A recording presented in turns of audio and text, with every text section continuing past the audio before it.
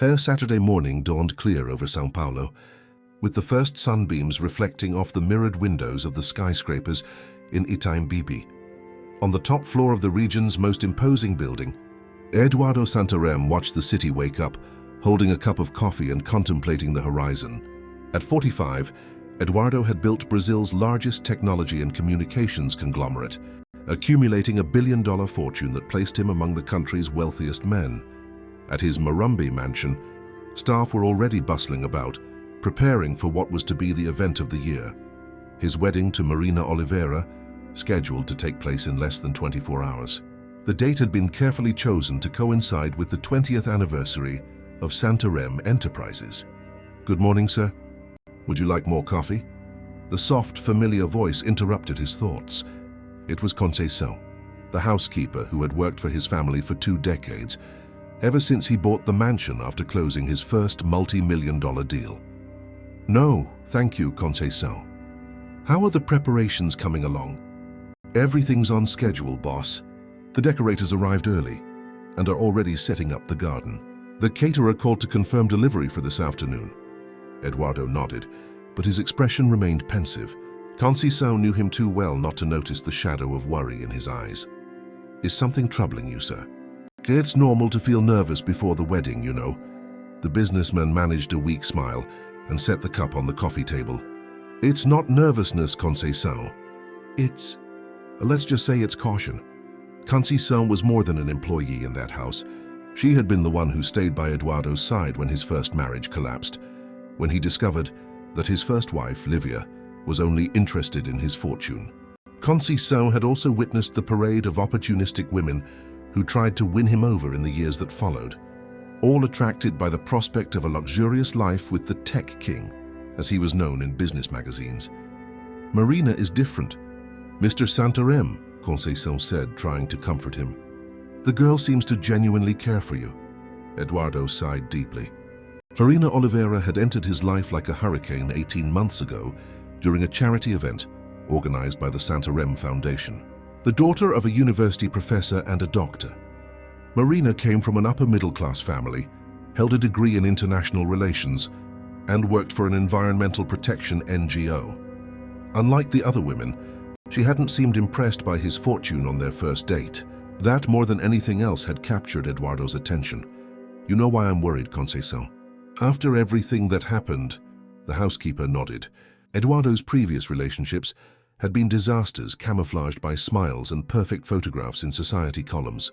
The last fiancée, Renata, had been caught confessing to a friend that she couldn't wait to get her hands on the Santarém fortune. The private detective Eduardo hired had recorded the entire conversation, and the engagement ended quietly with a generous non-disclosure agreement. "I have a meeting with Pedro in an hour," Eduardo said, referring to his lawyer and best friend since college. "I'll be out all day and will only return for the final wedding preparations." Conceição nodded and left to supervise the preparations, leaving Eduardo alone with his thoughts again. The businessman walked to his closet and opened the built-in wall safe. From it, he retrieved a small velvet box containing the wedding rings, exclusive platinum pieces with rare blue diamonds, valued at millions of dollars. As he admired the jewels, Eduardo couldn't shake the idea that had been tormenting him for weeks. What if Marina was like the others? What if behind those green eyes and charming smile, there was just another fortune hunter? Eduardo had only met Marina's parents twice. Professor Carlos Oliveira and Dr. Regina seemed like simple, honest people. But something in the way they looked at his mansion, his luxury cars, and his art objects bothered him. It was a look he had seen before, a mixture of awe and calculation. His cell phone rang, interrupting his thoughts. It was a text from Marina. "Can't wait for tomorrow, my love. Final dress fitting now. I love you." Eduardo smiled involuntarily, but the smile soon faded. How could he be sure? How would he know if Marina loved him for who he was, not for what he possessed? He closed the safe with a firm click and made a decision. He called Pedro. "Pedro, change of plans. I need to see you urgently. I'll be at your office in half an hour." 3 hours later, Eduardo was returning to the mansion with an idea that might seem insane to anyone but a man who had been fooled so many times before. Pedro had tried to talk him out of it, calling the plan a soap opera script, but Eduardo was determined. On the way home, he stopped at a large department store and bought simple clothes, pants, shirts and shoes he would never wear under normal circumstances. He also stopped at a drugstore and bought products to disguise his appearance. When he returned to the mansion, he hid the bag in his personal office and went to check on the wedding preparations. The garden was being transformed into a dreamscape with white tents, thousands of orchids, and delicate lights hanging from the century-old trees. The swimming pool had been covered to make way for the dance floor, and a small white altar stood in the center of the lawn. "It's all looking beautiful, isn't it?" Conceição's voice came from beside him. "Yes, perfect. Exactly as Marina wanted," Eduardo replied, observing the details. "The bride called to say she's having dinner with you tonight. She said she wants to spend her last night as a bachelorette, talking with her husband-to-be." Eduardo nodded. "Please prepare the salmon she likes." As he walked towards the house, Eduardo mentally finalized his plan. Tomorrow, an hour before the ceremony, when everyone was already at the mansion, he would put on his disguise. He would circulate among the guests as a simple member of the cleaning crew, observing how Marina and her guests treated those they considered to be beneath them. Only then, Eduardo thought, could he be sure he wasn't making the biggest mistake of his life. Because despite all the prenuptial agreements and legal protections Pedro had prepared, what was really at stake was far more valuable than money. It was his heart, already so many times wounded and mended. That night, as he had dinner with Marina and watched her talk animatedly about the final wedding details, Eduardo felt a pang of guilt. What if he was being unfair? What if his plan was just the reflection of a traumatized man incapable of trusting? "Is everything okay, my love?" Marina asked, noticing his silence. "Everything's perfect," Eduardo replied, holding her hand across the table. "Tomorrow will be an unforgettable day." Little did he know how true those words would prove to be, but for completely different reasons than he imagined. The wedding day dawned with a cloudless sky over São Paulo. At the Santarém mansion, the commotion had started in the early hours. Delivery trucks came and went through the gates, while a small army of staff worked tirelessly to ensure everything would be perfect for the ceremony scheduled for 5 in the afternoon. Eduardo woke up early after a restless night. Marina had stayed at her apartment in Jardins, following the tradition that the groom shouldn't see the bride before the ceremony. The billionaire had his breakfast on the balcony, watching the comings and goings in the garden, feeling a strange mix of anxiety and determination. "Good morning, sir. Your tuxedo is pressed and ready. The barber will arrive at 2 as you requested," Conceição informed him, serving a cup of strong coffee. "Thank you, Conceição. I need you to do me a favor today." The housekeeper looked at her boss with curiosity. In 20 years of service, she had learned to read the nuances of his expression. Something important was coming. "Anything you need, you know that." Eduardo hesitated for a moment, as if assessing whether or not he should share his plans. Finally, he spoke in a low voice, making sure no other staff were nearby. "I need you to keep what I'm about to tell you an absolute secret. Not even Pedro knows about this." Conceição's eyes widened. Pedro Henrique Mendonça was Eduardo's right-hand man, his best friend and advisor on all matters. If not even he was aware of whatever it was, the subject had to be extremely delicate. "Of course, Mr. Santarém, you know you can trust me." Eduardo took a deep breath. "I'm going to disguise myself as a cleaner an hour before the wedding. I want to circulate among the guests without being recognized, to observe how they act when they think I'm not around." Conceição couldn't hide her astonishment. For a moment, she even thought her boss was joking, but Eduardo's serious expression left no doubt. "But, Mr. Santarém, are you sure? What if someone recognizes you? The scandal would be—" "No one will recognize me," he interrupted with a confident smile. "I bought professional makeup. I'll use brown contact lenses, a fake mustache. I'll even darken my skin a bit. I'll change my walk, my posture. I took drama in college, remember?" Conceição remembered well. Before he became the tech magnate, Eduardo had been a multi-talented student at USP, actively participating in the amateur theater group. "Are you suspicious of Marina?" the housekeeper asked, getting straight to the point. Eduardo averted his gaze to the garden. "It's not exactly suspicion. It's a precaution. You know everything I've been through, Conceição. I can't make the same mistake again. The housekeeper nodded, understanding. She had witnessed Eduardo's suffering firsthand after his failed relationships, especially the first marriage to Livia, which had left him emotionally devastated for years. What do you need me to do? I need you to keep this a secret and help me find a moment to get changed without being noticed. They'll tell everyone that I need some time alone to mentally prepare for the ceremony. In that time, I'll change in my office and slip out the side door. Can you make sure no one enters, saying that I gave express orders not to be disturbed? You can count on me, Conceição replied, still not entirely convinced it was a good idea, but as loyal as ever to her boss. The next few hours passed in a whirlwind. Eduardo conducted several emergency video conferences with international partners of Santarém Enterprises, delegated pending tasks to his directors, and at noon met with Pedro for a final review of the prenuptial agreement. Are you sure you don't want to change anything else? The lawyer asked, adjusting his glasses as he reviewed the document. This agreement protects your main assets, but even so, if the marriage ends, Marina will be entitled to a considerable share. It's fine as it is, Pedro. If we're going into this marriage, I need to show a minimum of trust.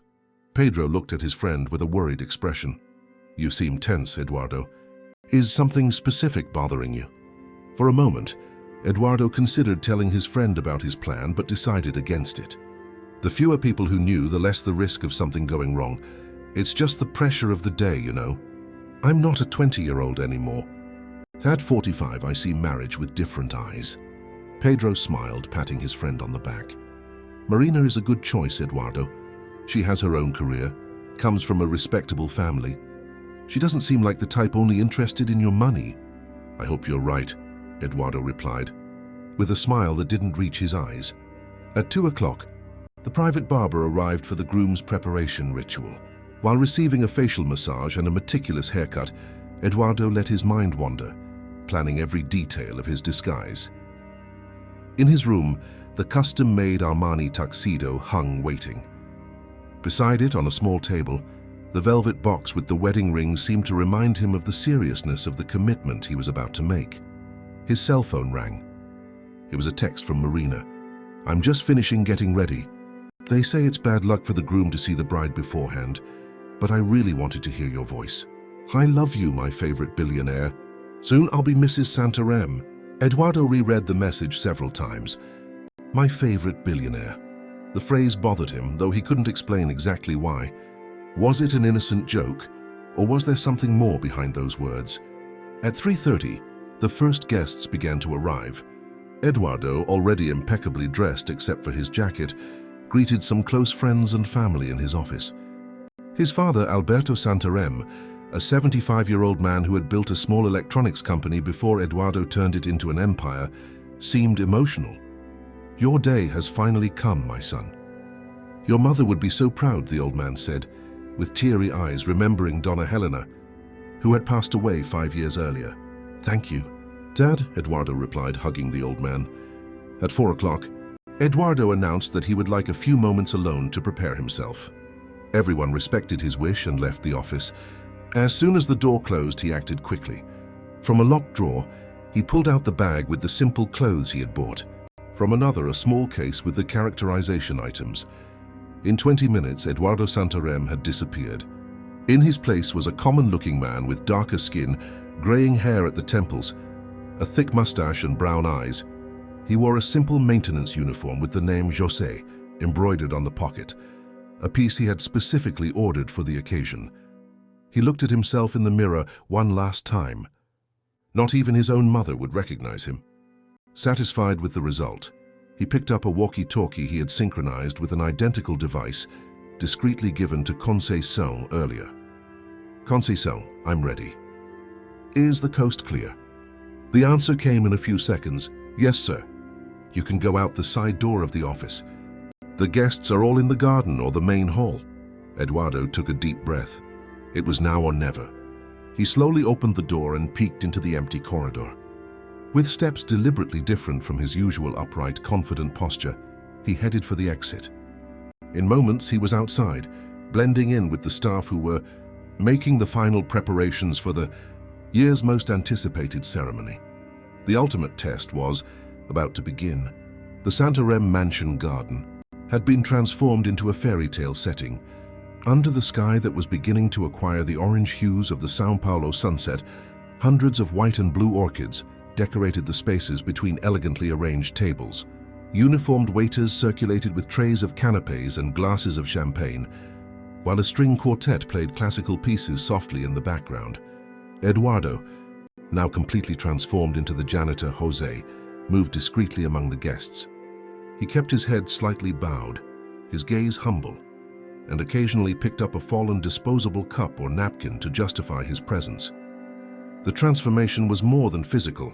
He had completely altered his posture, his gait, even the way he breathed. The first few minutes were pure nervousness. With every look he received, Eduardo feared being recognized, but he soon realized he was practically invisible. The guests looked right through him, as if he were just another element of the decor. This realization, while useful for his plan, caused an uncomfortable pang in his chest. Was this how people of his social class saw workers? "Excuse me, I need to clean here," Eduardo murmured with a forced accent. Approaching a group of businessmen he recognized as members of the Santarém Enterprises board. Of course, go ahead," Ricardo Mendes, the company's financial director, responded distractedly, without even glancing at José. He continued his conversation in a low tone. "Did you see the size of the prenup? Eduardo is practically giving away 15% of his assets to this woman." "Well, he's always had a weakness for pretty faces," another executive commented, taking a sip of champagne. "Remember Livia? She almost took half the company." Eduardo felt his face flush under the makeup, but he maintained a neutral expression while pretending to clean a nearby table, catching every word. "This Marina seems different," Ricardo mused. "At least she has a brain. Graduated with honors, works with environmental causes. She's not just a pretty face." "They all seem different at first," the other man laughed. "Let's see how long this marriage lasts." Eduardo moved away, his heart heavy. These were men he trusted, well-paid executives who smiled at him every day. Was this what they said behind his back? He continued his circuit through the garden, now approaching a group of elegantly dressed women, wives of businessmen and socialites Marina had included on the guest list. The bride's dress is an exclusive Valentino, a woman of about 60 with ostentatious jewelry was saying. "They say it cost a fortune." "She knows how to invest in her future," another replied with a little laugh. "In less than 2 years, she went from an unknown NGO to becoming Mrs. Santarém. That's a meteoric career." The women laughed discreetly, covering their mouths with hands laden with rings. Eduardo swallowed hard. Could those comments just be typical high society gossip? Or did they reflect something deeper about how people viewed his relationship with Marina? He veered off to the area where the catering staff were preparing trays. At least there, as José, he felt less out of place. A young waitress smiled at him kindly. "First day of work? I've never seen you around here before." "Yes," Eduardo replied, nervous about the direct approach. "Temporary contract for the event." "Well, get ready," she whispered. "The bride has already arrived and is in the master suite finishing up. And from what we've seen so far, she's the demanding type." Before he could ask more, he heard Conceição's familiar voice calling the staff for a last-minute check. The housekeeper was in her element, coordinating dozens of people with the efficiency of a general. When her eyes met Eduardo's, there was a brief recognition, but she disguised it perfectly. "You, the new one," Conceição called, pointing at Eduardo. "Come with me. I need you to check if there's any trash accumulated near the main entrance." Walking away from the group, Conceição whispered quickly, "Everything okay, Mr. Santarém? Did no one get suspicious?" "Under control," he replied in a low voice. "Where is Marina?" "In the master suite, with the bridesmaids and the makeup artist. She's a bit tense." "What do you mean, tense?" Conceição hesitated, visibly uncomfortable. "Well," she yelled at the hairdresser, "demanded they replace the flowers in the bouquet at the last minute. And," she lowered her voice even more, "I overheard a strange phone conversation. She sounded angry, saying something like, 'We can't talk about this now, it's too risky.'" Eduardo's heart raced. Who was she talking to? "I'm not sure, but when I walked into the room, she hung up quickly." I could be wrong, Mr. Santarem, but I found her behavior suspicious. Eduardo nodded slowly. Keep watching. I'm going to circulate a little more. Upon returning to the garden, he noticed the atmosphere had changed. There was an expectation in the air. Lively conversations, more sparkle in people's eyes. He followed the direction of their gazes and saw Pedro Henrique, his best friend and best man, greeting guests near the altar. Pedro was impeccable in his dark suit, smiling and shaking hands. Eduardo felt a pang of guilt for not having trusted him with his plan. After all, he was the person he trusted most after Conceição. He approached discreetly, pretending to pick up some fallen napkins. That's when he heard a female voice calling for Pedro. It was Cristina Vasconcelos, one of the bridesmaids and a close friend of Marina's. Pedro, she wants to talk to you now. The lawyer seemed momentarily uncomfortable. Now the ceremony starts in less than an hour. She insisted. Said it's urgent. Pedro sighed, looked around as if checking if he was being watched, and followed Cristina toward the mansion. Eduardo, on an impulse, decided to follow them, keeping a safe distance. Instead of entering through the main door, they headed for a side entrance that led directly to the guest bedroom wing.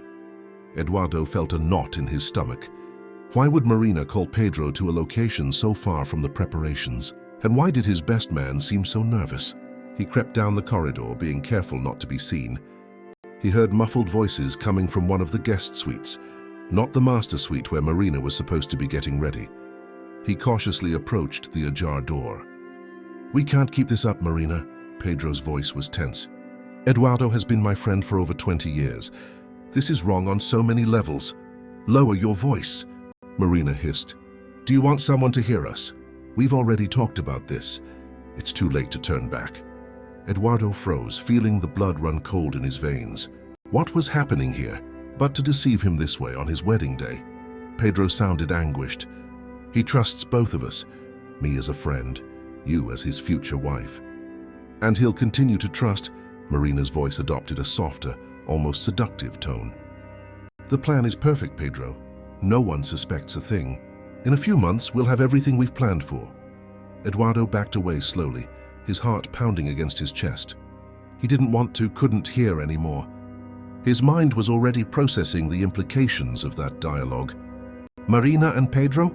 His future with Marina and his friend of 2 decades? He moved away quickly, almost stumbling over his own feet. He needed to find a place to compose himself, to think. What exactly were they planning? Was it just an extramarital affair or something worse? In a service bathroom at the end of the corridor, Eduardo closed the door and stared at his unrecognizable reflection in the mirror. Under the disguise of Jose, his eyes reflected pure pain. How had he been so blind? How had he not noticed what was happening right under his nose? He took several deep breaths, trying to calm the whirlwind of emotions. He couldn't jump to conclusions. He needed more information. He needed to understand the full extent of this betrayal. And most importantly, he needed to decide what to do next. The walkie-talkie in his pocket vibrated softly. It was Conceição. "Jose, I need help at the main entrance. We have a problem with the flower arrangement." Eduardo knew that was the code they had agreed on for urgent situations. He composed himself as best he could and left the bathroom, heading for the main entrance. Conceição was waiting for him with a grave expression. "What happened?" he asked in a low voice when he approached. "The situation is worse than we thought, Mr. Santarem," she whispered, pretending to show him something in the flower arrangement. "I overheard Marina on the phone again. She said something about, 'after the old man is out of the way,' and then she laughed." Eduardo felt like he had been punched in the stomach. "Are you sure about what you heard?" Conceição nodded, her eyes welling up. "I am, and there's more. She had a different handbag from the one she was supposed to use. When she realized I was nearby, she closed it quickly. But I saw what looked like, well, it looked like a syringe, Mr. Santarem." Eduardo's face went pale under the makeup. His mind, trained in years of business negotiations and strategies, began to connect the dots. Marina, Pedro, secret plans, a syringe? This wasn't just an affair or financial interest. It was something much more sinister. "I need more proof," he murmured, more to himself than to Conceição. "I need to be sure before I do anything." The mansion clock chimed 5 times. The ceremony was exactly 1 hour away. As the minutes passed, the tension inside Eduardo increased proportionally. Disguised as Jose, the invisible janitor, he circulated among the increasingly numerous guests, picking up fragments of conversations and observing behaviors when no one knew they were being watched by the host. The sun began to set on the São Paulo horizon, painting the sky with golden and pink hues. Under the magical light of dusk, the Santarém mansion garden looked like something out of a dream. Waiters circulated with glasses of champagne. The string quartet played romantic pieces, and the guests, dressed in formal attire, chatted animatedly, waiting for the moment of the ceremony. Eduardo positioned himself strategically near the entrance to the mansion, where he could observe Marina's and Pedro's movements. His heart still ached from what he had heard, but his analytical mind insisted on not jumping to conclusions. He needed concrete proof. He needed to understand exactly what was happening. It was then that he saw Marina leaving the mansion, apparently to check the flower arrangements at the altar. Even from a distance, her beauty was breathtaking. The exclusive, custom-made white Valentino dress flattered her elegant silhouette. Her brown hair was pulled back in an elaborate bun, adorned with small white flowers. Any man would feel like the luckiest man in the world to have her as a wife. Any man who didn't know what he was beginning to discover. Eduardo approached discreetly, pretending to clean up some disposable cups left on a nearby table. Marina was giving sharp instructions to the ceremony coordinator, her tone very different from the usual sweet and calm one she used when Eduardo was around. "I already said I want the chairs farther from the altar. The photographers need space to get the perfect angle. This is going to be in all the celebrity magazines tomorrow," she demanded, her face slightly contorted with irritation. "Yes, Mrs. Oliveira. I mean future Mrs. Santarém." The ceremonialist quickly corrected himself, visibly intimidated. "We'll adjust everything to your liking." Marina made a dismissive gesture and turned, almost bumping into Jose. Her gaze, as it fell on the humble janitor, first showed surprise, then irritation. "What are you doing here?" she asked dryly. "The cleaning staff should be backstage, not circulating among the guests." Eduardo lowered his head, maintaining his role. "Pardon me, ma'am. I'm just collecting the disposable cups so the guests don't accidentally drop them." Marina examined him from head to toe, with a look of pure disdain that Eduardo had never seen on her face before. "Go clean somewhere else, and please keep your distance from the guests. Some of them are very important people and don't need to interact with the cleaning crew." The condescending tone stung Eduardo more than he expected. It was as if he were meeting a completely different person from the one he planned to marry in less than an hour. "Yes, ma'am," he murmured, moving away slowly. But Marina wasn't finished. When Eduardo was a few steps away, she called one of the event organizers. "Who hired this cleaning staff? They seem completely unprepared." "That one," she pointed at Eduardo without bothering to lower her voice, "has a nasty smell and looks like he hasn't showered in days. I don't want people like that circulating at my wedding." The organizer seemed embarrassed. "Ma'am, all the staff were carefully selected and follow strict hygiene standards." "I don't care," Marina cut her off. "Keep these servants away from the guests. It's bad enough that I have to pay a fortune for them to do their job minimally well." Eduardo felt his face burn under the makeup, not just because of the personal insult, but because of the revelation of Marina's character. How could he have been so blind for so long? How had he not noticed the cruelty behind that charming smile? He moved away quickly, his heart heavy, seeking a moment to process what he had just witnessed. That's when he noticed Pedro leaving the mansion, nervously adjusting his tie. The lawyer seemed tense, constantly looking around as if he feared being watched. Eduardo decided to take a risk. He approached Pedro with a cleaning cloth in his hand. "Excuse me, sir. Can I clean this table?" Pedro barely looked at him. "Sure, go ahead." "You seem worried," Eduardo risked, slightly altering his voice. "Problem with the ceremony?" Pedro finally glanced at the janitor, seeming momentarily surprised by the approach.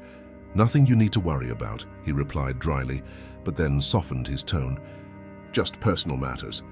Being the best man is a big responsibility." "I bet it is, especially at such an important wedding," Eduardo continued, meticulously cleaning the table. Mr. Santarém must be a lucky man to have such loyal friends. Something in Pedro's gaze changed. Guilt? Discomfort? The lawyer looked away. Yes, Eduardo is a lucky man. At that moment, they were interrupted by a shrill female voice calling for Pedro. It was Cristina, the bridesmaid Eduardo had seen earlier. Pedro, Marina's looking for you. She's almost having a nervous breakdown. The lawyer sighed deeply. I'm coming. When Pedro moved away, Eduardo felt a hand on his shoulder.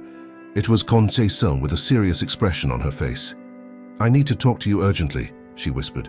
In the service area now. Eduardo followed her discreetly to the small pantry, where the staff were preparing trays of canapés and drinks. Conceição closed the door and checked that they were alone before speaking. Mr. Santarém, the situation is worse than we imagined. While tidying up the last things in the bride's room, I saw Marina injecting something from a syringe. When I asked what it was, she said it was vitamins to keep her calm during the ceremony. But after she left, I found this. Conceição took a small empty vial from her apron pocket. The partially torn label contained warning symbols and the name of a chemical substance that Eduardo didn't immediately recognize. What is this? He asked, examining the vial carefully. I'm not sure, Conceição replied, her voice trembling. But I overheard Marina on the phone. She said something like, after the honeymoon, no one will suspect. It'll look like a natural heart problem. Eduardo felt a shiver run down his spine. The puzzle pieces were beginning to fit together, forming a terrifying picture. You think she plans to... He couldn't finish the sentence. The idea was so monstrous that the words got stuck in his throat. I think she plans to poison you, Mr. Santarém, Conceição finished, with tears in her eyes. Slowly during the honeymoon to make it look natural, and from what I heard, Mr. Pedro is involved somehow. Eduardo's face went pale under the makeup. His mind, trained in years of negotiation and strategy, began to link the dots. Marina, Pedro, secret plans, a syringe. This wasn't just an affair or financial interest. It was a plot to kill him and presumably inherit his fortune. We need concrete proof, he murmured, more to himself than to Conceição. Something that leaves no doubt. At that moment, the pantry door opened violently. It was Marina, her face contorted with anger. What's going on in here? She demanded, looking from Conceição to the janitor. Why are you whispering secretly when you should be working? Conceição quickly hid the vial in her pocket. Pardon me, ma'am. We were just discussing how to organize the service so everything runs perfectly. Marina narrowed her eyes, suspicious. Her gaze lingered for a moment on the janitor, as if something about him caught her attention. You, she pointed at Eduardo. Who are you? I've never seen you before. José, ma'am, he replied, lowering his head. I'm a temporary hire for the event. Marina approached, examining him more closely. For a terrible moment, Eduardo feared she would recognize him despite the disguise. There's something strange about you, she said slowly. You look familiar. Eduardo's heart raced. He kept his head down, avoiding direct eye contact. It must be your imagination, ma'am. I've never worked here before. Marina took another step towards him, and Eduardo could smell the floral perfume he himself had given her for her last birthday. Look at me when I talk to you, she ordered, in an imperious tone she had never used in Eduardo's presence. He slowly lifted his eyes, focusing on keeping a neutral expression. Marina's green eyes studied him with intensity. Suddenly she snapped her fingers, as if she had remembered something. Ah, I know. You look like that waiter from the restaurant where we had lunch last week, the one who spilled water on my dress. Eduardo breathed a silent sigh of relief. I've never worked as a waiter, ma'am. Marina shrugged, losing interest. She turned to Conceição. The musicians need to be told to start playing in 20 minutes, and I want you to check that the buffet is following the menu I approved exactly. The last time we hired them, they served an inferior wine to what we paid for. Yes, ma'am. Right away, Conceição replied. Marina turned her attention back to the janitor. As for you, I suggest you stay away from the guests. People like you should know their place. The words hit Eduardo like a slap. People like you. The casual cruelty of that phrase revealed more about Marina's character than any investigation could. What are you waiting for? She continued with disdain in her voice. Get out of my sight. You're human garbage and shouldn't be visible during my perfect wedding. Eduardo felt a wave of anger rise in his throat, but he controlled himself.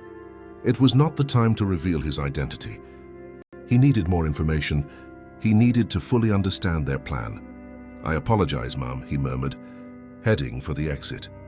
When he passed Marina, she grabbed his arm, with surprising strength for someone so delicate-looking, "and take a shower. The smell of poverty you're emitting is making me nauseous." Conceição, who was watching the scene horrified, couldn't hold back. "Mrs. Marina, there's no need to talk to people like that." Marina turned to the housekeeper, her eyes sparkling with rage. "Are you questioning me, Conceição?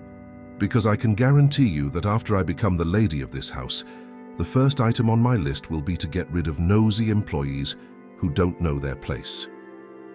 Eduardo watched Conceição's face go pale. The woman who had dedicated 20 years of her life to that house was being threatened with dismissal for defending a simple employee. "Now go, both of you," Marina ordered, pointing to the door.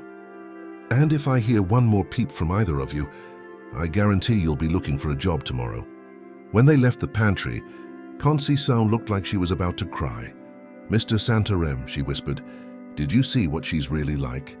How could you not have noticed this before?" Eduardo shook his head, stunned. "She never showed that side when she was with me. She was always sweet, understanding, concerned about social causes." "All a farce," Conceição concluded. "And now we know she's planning something terrible. What are we going to do?" Eduardo looked at the clock. There were less than 40 minutes until the ceremony began. Soon he would be expected in his room for the final preparations, and his absence would be noticed. "I need to get back to my office and remove this disguise," he decided. "But before that, we need concrete proof of what they're planning. How will we get that in such a short time?"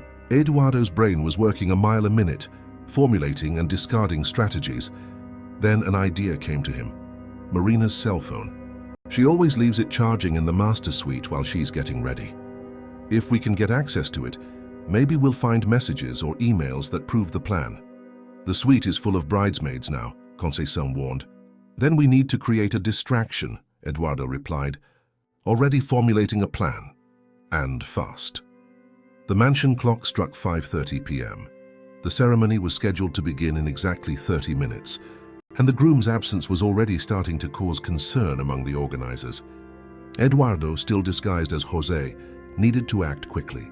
"Conceição, I need you to create a distraction to get the bridesmaids out of the master suite," he instructed, keeping his voice low as they hid in a side corridor of the mansion. "Something that requires the presence of all of them, including Marina." The housekeeper thought for a few moments. "I can say there's a problem with the bridesmaids' bouquets. Marina is a perfectionist about those details. She won't want to leave it in anyone else's hands." "Perfect. In the meantime, I'll try to access her cell phone." "What if it's locked?" Eduardo smiled sadly. "I know the password. It's the date of our first meeting." Marina always made a point of seeming romantic about the small details. Conceição nodded and quickly headed toward the master suite, while Eduardo positioned himself strategically in a niche in the corridor from which he could observe without being seen. Moments later, he heard Conceição's voice in an alarmed tone.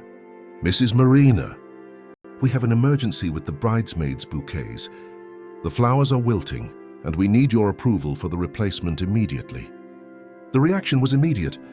Marina and her 5 bridesmaids hurried out of the suite, following Conceição toward the garden where the florist was waiting.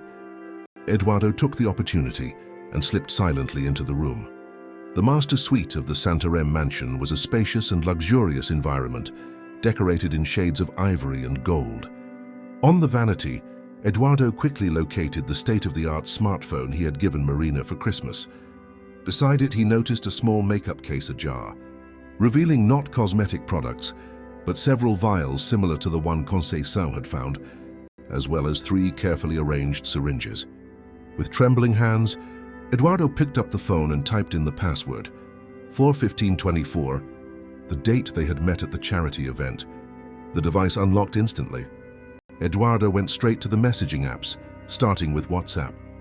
The first conversation on the list was with Pedro Enrique.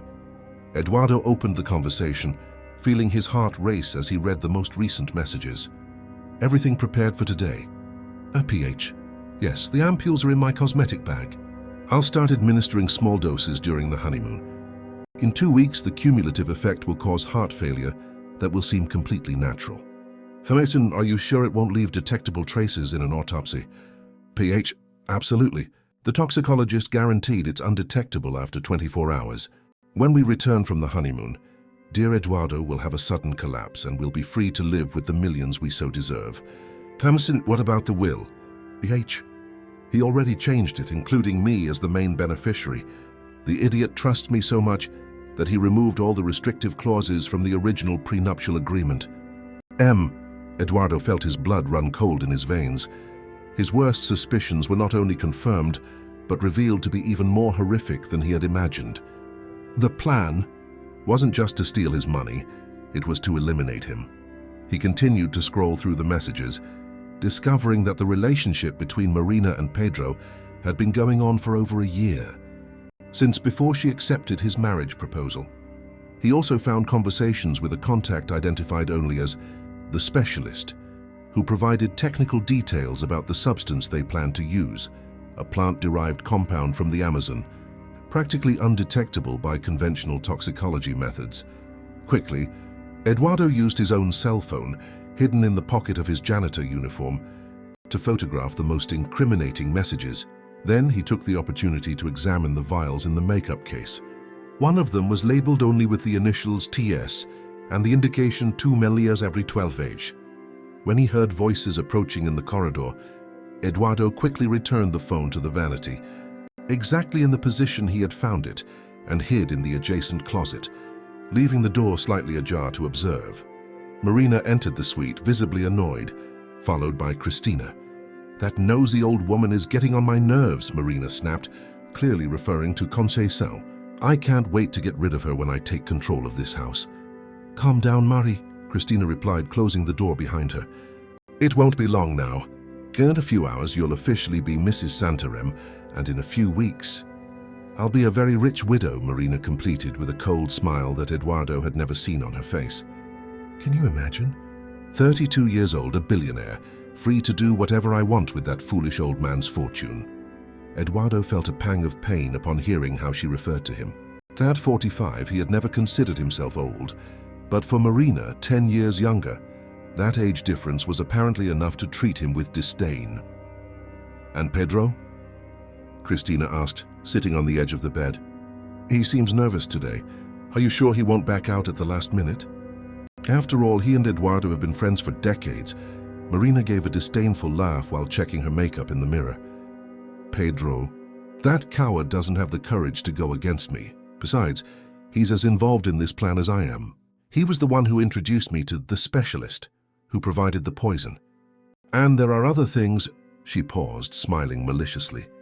"Let's just say I have enough material to destroy his legal career if he ever thinks of betraying me." "You guys thought of everything, didn't you?" Christina commented, impressed. "Every detail." Marina opened the makeup case and carefully took out one of the vials, examining it against the light. "This little treasure is going to transform me from a simple NGO environmentalist into one of the most powerful women in Brazil. And the best part, no one will ever suspect." Eduardo watched the scene with a mixture of horror and morbid fascination. How could he have been so blind? How had he not noticed the true nature of that woman during their 18-month relationship? "Has anyone seen Eduardo?" Marina asked, putting the vial back. "It's strange that he hasn't shown up to get dressed yet. His father said he asked for some time alone to mentally prepare," Christina replied. "Apparently he's meditating or something in his office and asked not to be disturbed." Marina rolled her eyes. Typical of him. All that spiritual and philosophical talk has always gotten on my nerves. But I had to pretend to be interested, of course. "Oh, Eduardo, what a fascinating perspective on life," how she mimicked in a mocking tone.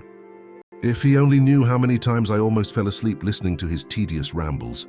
Christina laughed, complicit. "Well, soon you won't have to pretend anymore." "Exactly.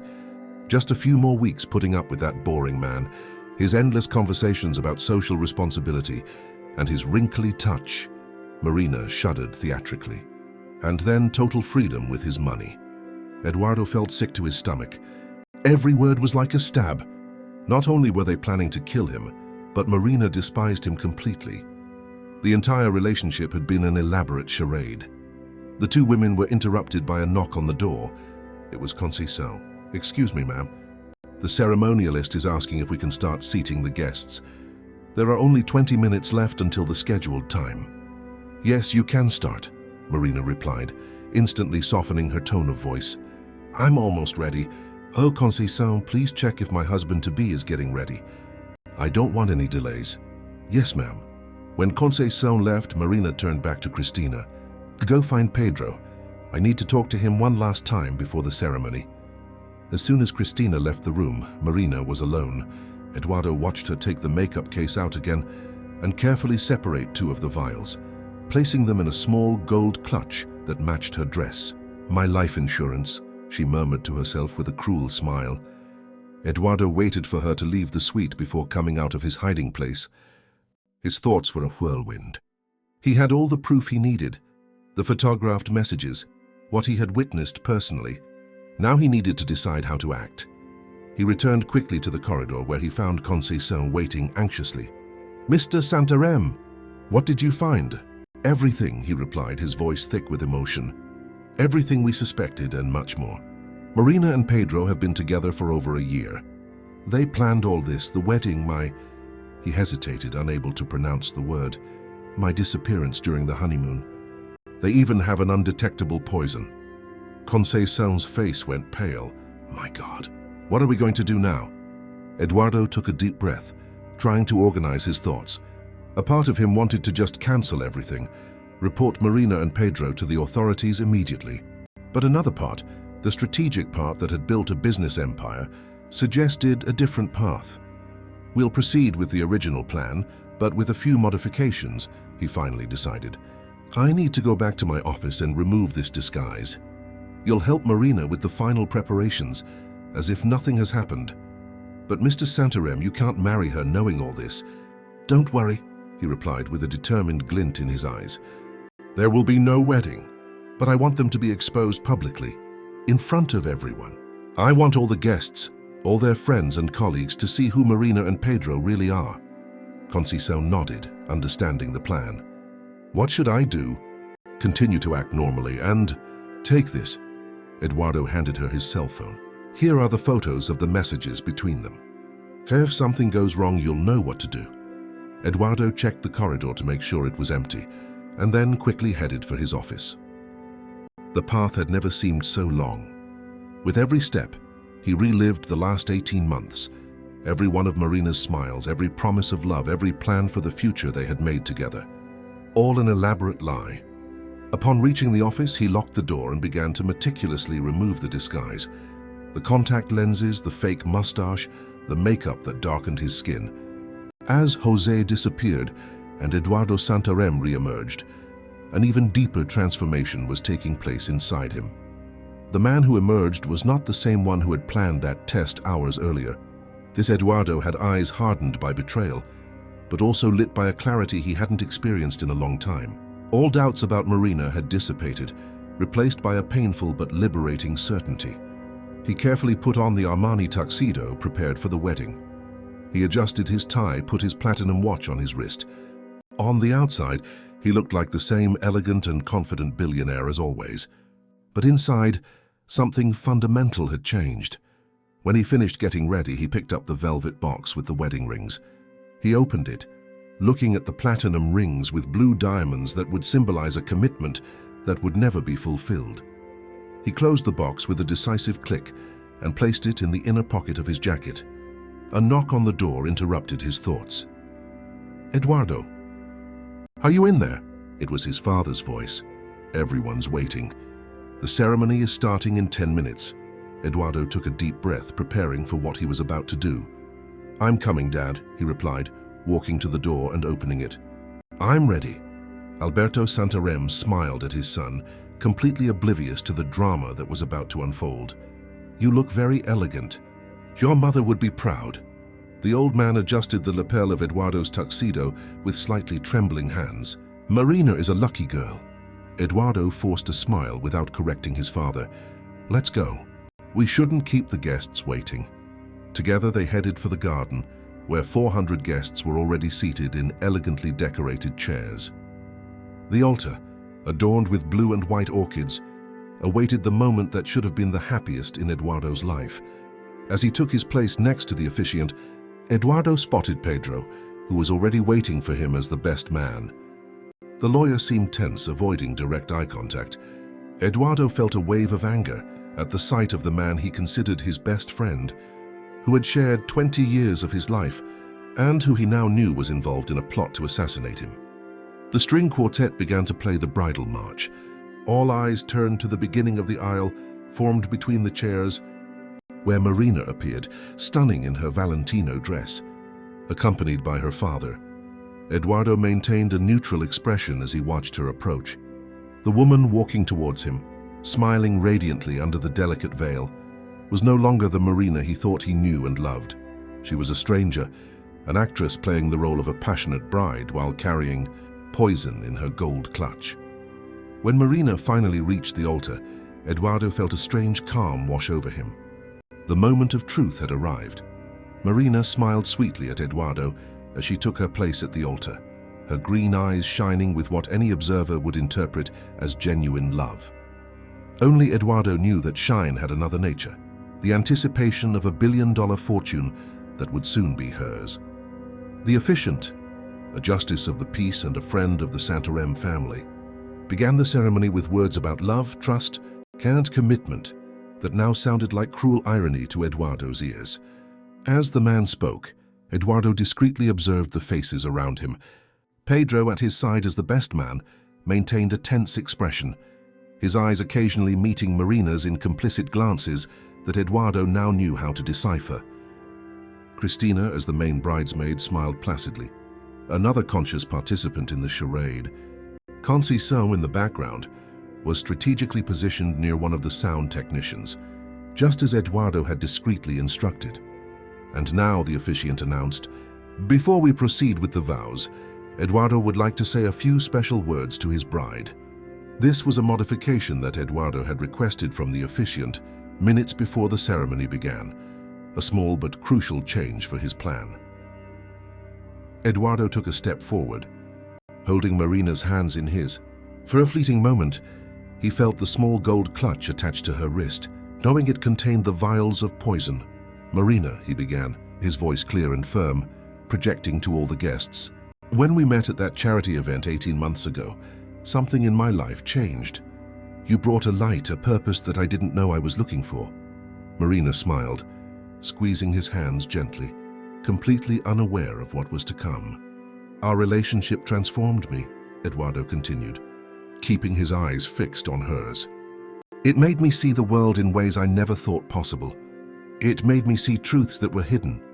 A small frown appeared on Marina's perfect face. Eduardo's words, although seemingly romantic, carried an underlying tone that made her uneasy. And for that, his voice became more intense. "For everything I learned from you, I want to thank you. Because today, thanks to you, I am a man with my eyes wide open." Eduardo released Marina's hands and took a step back. The silence that followed was dense, full of expectation. All eyes were fixed on him. "Before we proceed with this ceremony, I would like to share something with all of you. Something I discovered today, hours before we gathered here." Marina visibly paled. Pedro beside Eduardo tensed, his eyes widening in alarm. "Eduardo," Marina whispered, trying to maintain her smile, "what are you doing? This isn't the time for—" "On the contrary," Eduardo interrupted, his voice now cold as steel. "This is exactly the right time. The time for the truth." He turned to the guests who were watching the scene with growing confusion and interest. "Today, an hour before this ceremony, I did something unusual. Something that many of you would consider insane or at the very least eccentric. I disguised myself as a janitor." A murmur of astonishment ran through the audience. "Yes, I dressed as a simple maintenance worker and circulated among you. Observing, listening, learning." Eduardo paused, his eyes sweeping over the stunned faces of the guests. "I did this because, after 2 failed relationships where I was used for my money, I wanted to be absolutely sure I was marrying someone who truly loved me, not for my fortune but for who I am." Marina seemed frozen, her face a mask of horror only partially disguised. "And what I discovered," Eduardo continued, "went far beyond my worst expectations." He signaled to Conceição, who discreetly nodded to the sound technician. Seconds later, Marina's voice echoed through the speakers installed in the garden.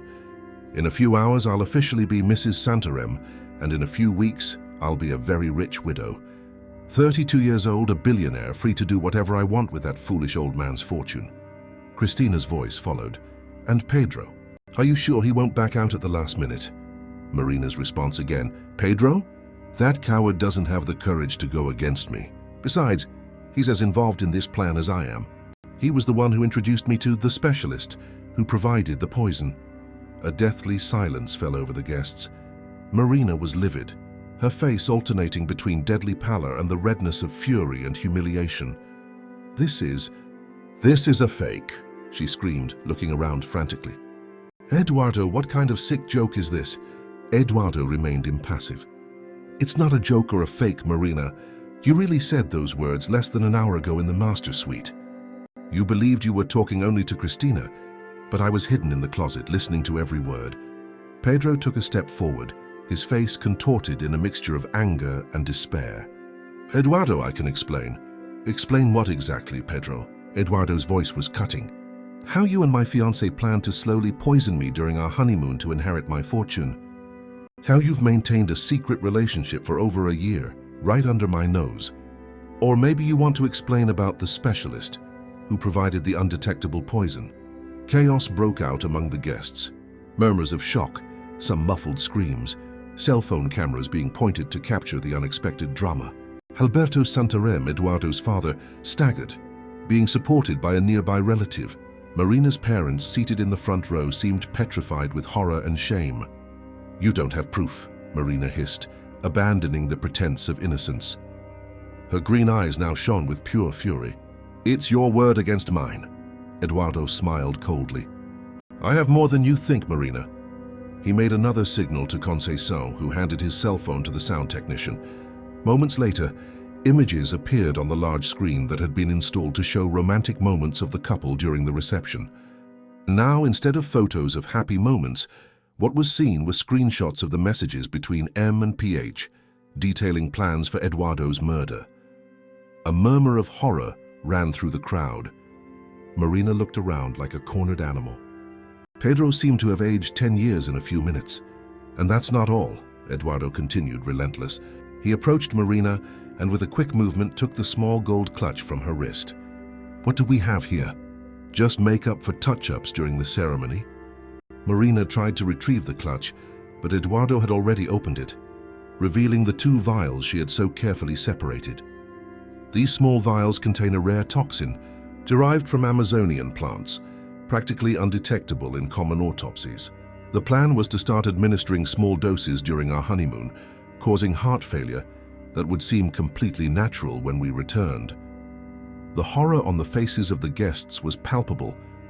Some were already calling the police. Marina, seeing herself completely exposed, abandoned all pretense of innocence. "You think you're so smart," she spat, her beautiful face twisted into a mask of hatred. The great Eduardo Santarem, the philanthropic billionaire, always so concerned with his precious legacy. "Do you know why it was so easy to deceive you? Because you desperately wanted to believe that someone could love you for who you are, not for your money." Her words were meant to hurt, and Eduardo felt their impact. But he had already passed the stage where they could truly affect him. "You're right about one thing, Marina. I wanted to believe. And that's why I created this final test. Not because I specifically mistrusted you, but because I needed to be sure. And now I am." Eduardo turned to Pedro, whose face was a mask of guilt and shame. 20 years of friendship, Pedro, 20 years.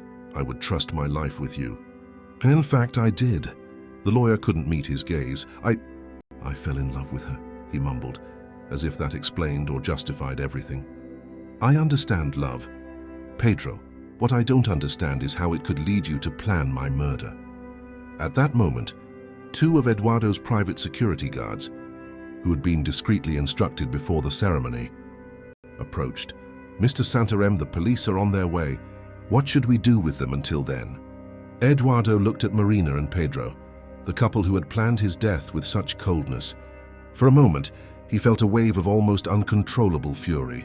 It would be so easy to have them taken away by the police immediately, exposing them to complete humiliation and the inevitable criminal conviction that would follow.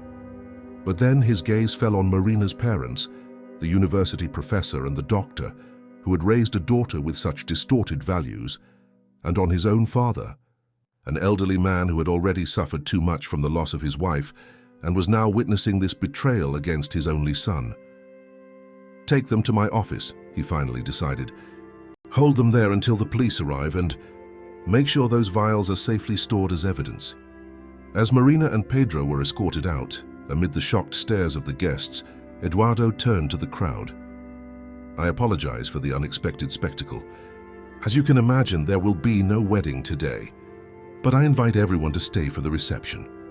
The food, the drinks, the music, everything is paid for and ready. It would be a waste not to enjoy it." There was a moment of stunned silence, followed by a murmur of nervous conversations. Eduardo knew that many would stay, not necessarily out of consideration for him, but for the juicy gossip they had witnessed and would continue to discuss for weeks. As the guests reorganized and the staff received new instructions, Eduardo sought a moment of solitude. He moved to a quieter corner of the garden, near the small ornamental lake that was his favorite spot on the property. It was there that Conceição found him. Minutes later, "Mr. Santarém," she began, her voice thick with emotion. He turned, offering a weary smile to the woman who had been his savior. "Conceição, I don't know how to thank you for what you did today." The housekeeper shook her head. "You don't need to thank me. I just did what any decent person would do." "No, you did much more. You risked your job, your safety. If Marina had discovered what you knew," Eduardo shuddered at the thought of the possible consequences. "You literally saved my life. You would have done the same for me." Eduardo nodded, recognizing the truth in those simple words. He had always treated Conceição and the other staff with genuine respect and dignity, not as a strategy to seem kind, but because he truly valued them as human beings. Perhaps that's why Conceição had been so quick to defend him, even when she believed she was helping a complete stranger, a simple janitor. "You know," Eduardo said, contemplating the sunset that was beginning to paint the sky pink and gold, "there's something liberating about this whole terrible situation." "What do you mean, Mr. Santarém?" "For years I lived in fear of trusting, of opening my heart, always suspecting the intentions behind every smile, every declaration of affection. Today my worst nightmare came true. I discovered that the woman who was going to become my wife and my best friend were conspiring to kill me." Conceição waited, sensing there was more. "And yet," Eduardo continued, "here I am, still standing. Wounded, yes, disappointed, no doubt, but also free. Free from the fear of what could happen, because the worst has already happened, and I survived." Eduardo looked at the housekeeper with a new shine in his eyes, not the feverish shine of shock or anger, but something calmer and deeper. "You taught me an important lesson today, Conceição." "Me?" The housekeeper seemed genuinely surprised. "Yes, you showed that there are still good people, loyal people, people who do what's right not for their own interest, but because it's simply the right thing to do." Eduardo took a deep breath, contemplating the sky that was slowly darkening. "I think it's time for some changes in my life." 6 months had passed since what the Brazilian press sensationally called the poisoned wedding. The key story of the billionaire who disguised himself as a janitor to unmask his murderous bride had taken on epic proportions, going viral on social media and making headlines around the world. Marina Oliveira and Pedro Henrique Mendonça were awaiting trial.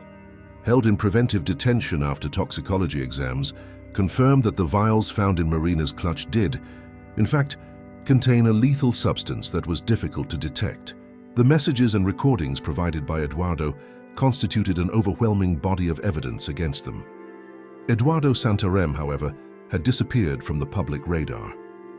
After giving a single press conference to clarify the facts, he completely stepped away from the spotlight. Various rumors circulated about his whereabouts. Some said he was in deep depression, others that he had moved abroad to start over, far from the scandal. The truth, however, was very different from what the press speculated. On a sunny morning in March, a simple van parked in front of a modest building on the outskirts of São Paulo. From the vehicle, Eduardo Santarém stepped out, wearing jeans, a simple t-shirt, and none of the elegant suits that used to characterize him.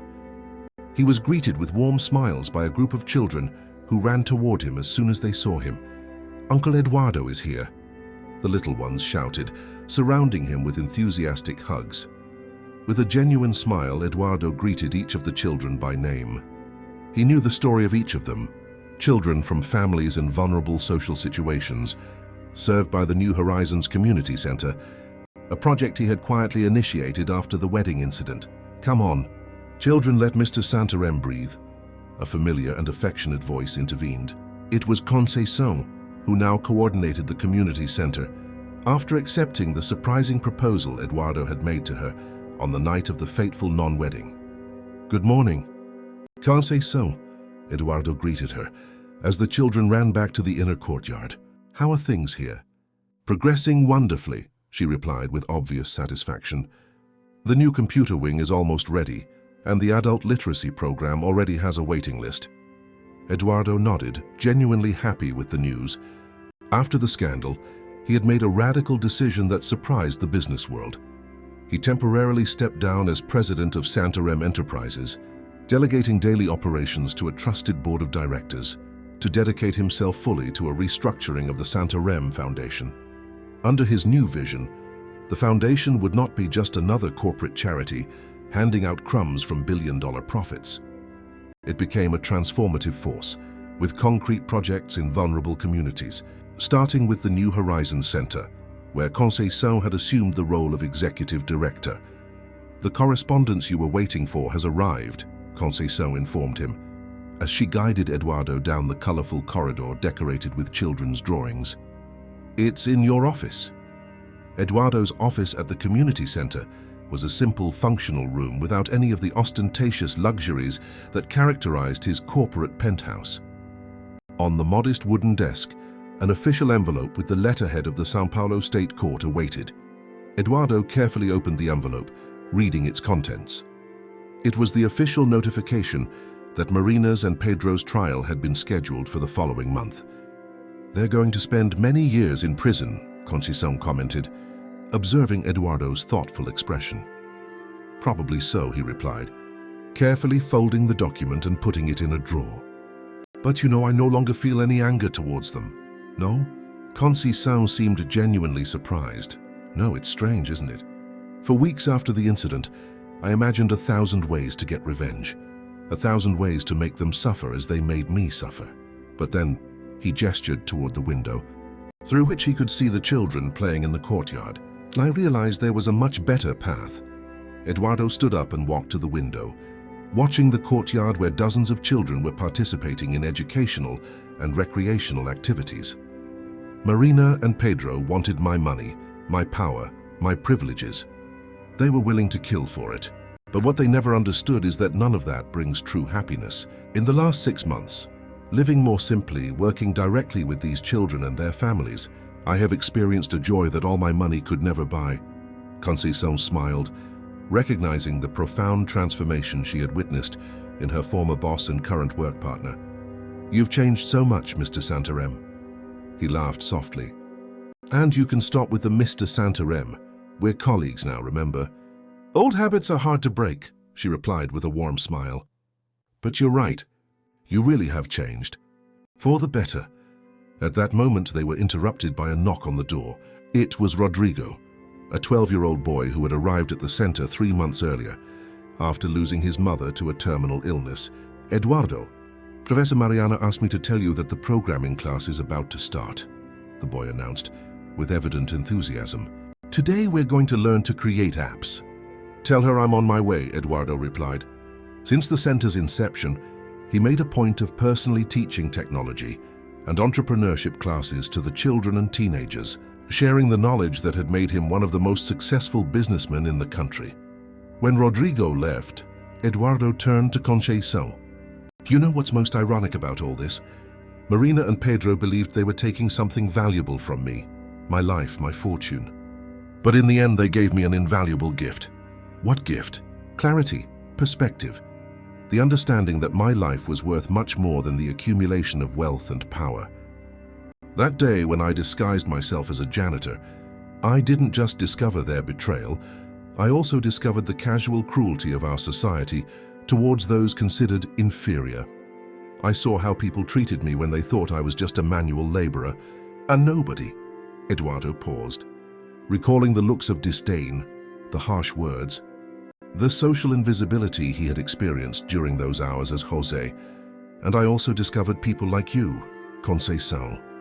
People who treat everyone with dignity, regardless of their social position. It was you who defended the janitor, who risked your neck for a complete stranger, simply because it was the right thing to do. Conceição seemed emotional, but maintained the composure that always characterized her. That day changed everything for me too, she confessed.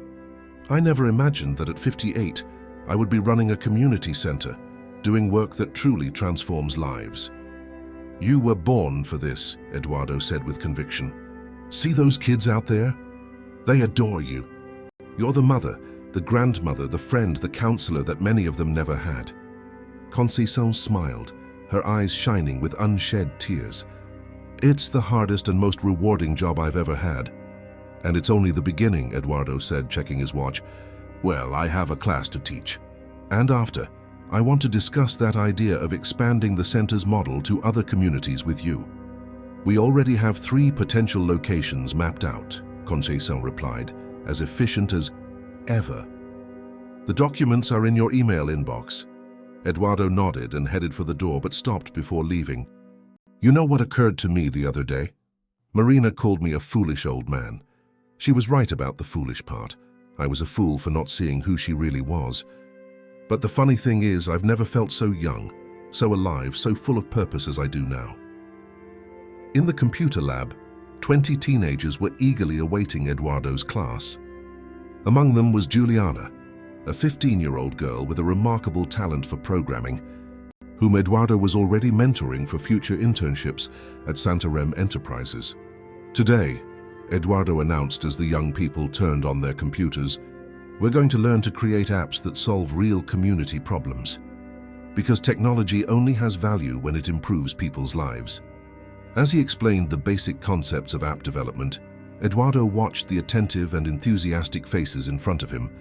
These young people, most from vulnerable families, represented the future he wanted to help build. A future where talent and dedication, not social origin or money, would determine a person's potential. At the end of the class, as the students were leaving, Juliana shyly approached him. Eduardo, can I ask you something? Of course, Ju, what is it? Why do you do this? I mean, you're a billionaire, you could be anywhere in the world doing anything. Why do you spend your afternoons teaching programming to teenagers from the suburbs? Eduardo smiled, appreciating the directness of the question. You know, Juliana, I learned the hard way that there's something much more valuable than money in this world. What? Authentic human connections, making a real difference in people's lives, seeing the shine in someone's eyes when they learn something new, when they overcome a challenge, when they discover their own potential. Eduardo paused, choosing his next words carefully. For a long time, I lived surrounded by people who only cared about my money, my influence, what I could do for them. Here in this center, I found something much rarer and more precious. People who care about each other simply for being human, not for what they possess. Juliana nodded, absorbing the words with a maturity beyond her 15 years. I've never told anyone this, Eduardo continued, but the day I disguised myself as a janitor, I discovered 2 important things. First, that the people I trusted most betrayed me. But second, and more importantly, that there were people like Conceição in the world, people who defend those who seem weaker, who see human value beyond appearances, who do the right thing even when no one is looking. The girl's eyes shone with the unexpected validation. Thank you, Eduardo. That means a lot to me. Now go, he said, checking his watch. You'll miss your bus home. When the room was finally empty, Eduardo gathered his materials and prepared to leave. In the corridor, he met his father, Alberto Santarém, who had come to visit him. Dad, I didn't know you were coming today, he exclaimed, hugging the old man affectionately. Alberto, now 76, looked healthier and more vigorous than he had in recent years.